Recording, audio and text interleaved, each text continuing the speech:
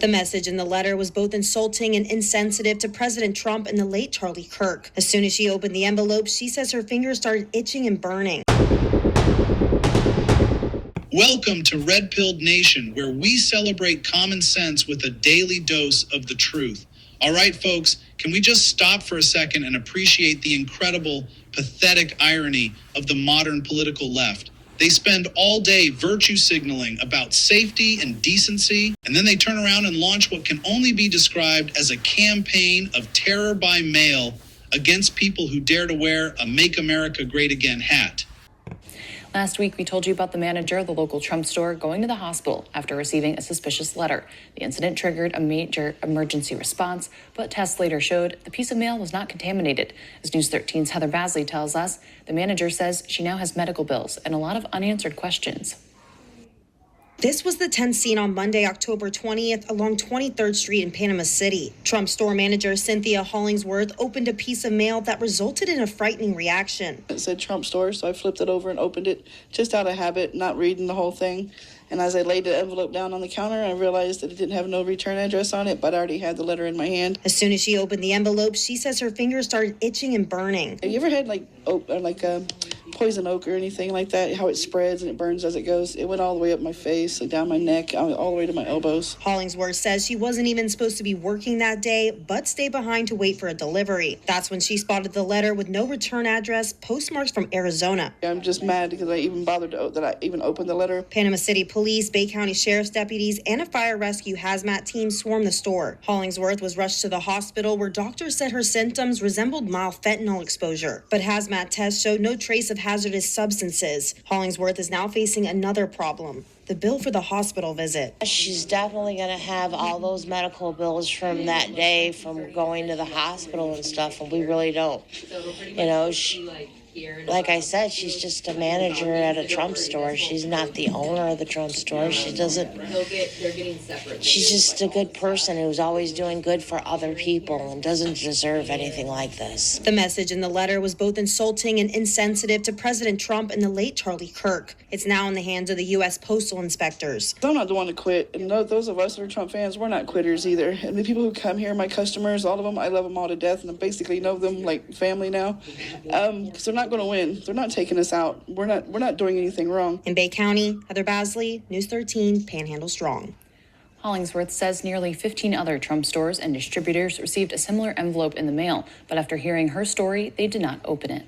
We're talking about the side that lectures us on toxic rhetoric, actively trying to scare, intimidate, and in this case, land everyday Americans with surprise medical debt. The sheer level of unhinged hatred directed at Trump supporters is not only disgusting, but deeply un-American.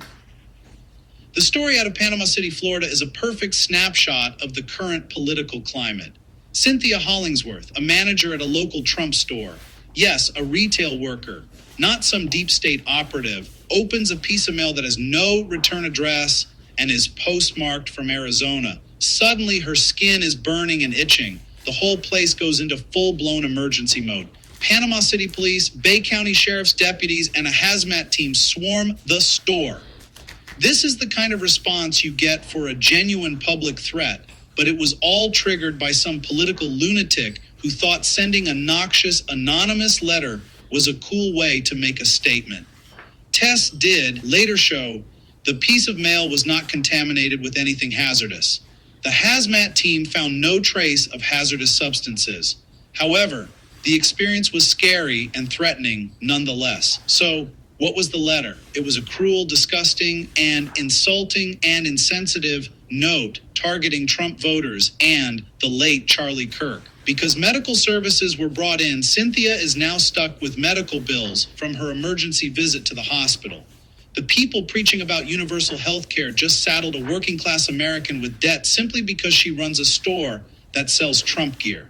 There are some truly sick people out there, and unfortunately, that's a bitter pill to swallow. This isn't an isolated incident, and that's the point the Democrats and the left-wing media deliberately ignore. The coordinated attack against Trump supporters, conservative voices, and anyone who dares to challenge the establishment line is relentless. Just recently, our friend Benny Johnson, the conservative commentator and host of The Benny Show, also received a threatening letter. The individual who wrote me described why he wanted me dead. I was a white, cis, Christian Trump supporter. They described in great detail how I would be killed in an open field just like Charlie,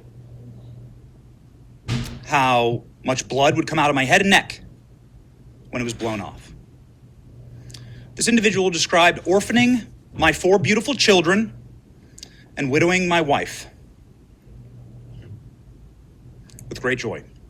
The Attorney General herself, Pam Bondi, announced charges against a suspect linked to a plot that not only threatened Johnson, but also explicitly mentioned emulating the assassination of conservative activist Charlie Kirk. The left's rhetoric has become so toxic that it's now translating directly into physical threats and criminal harassment against Republicans.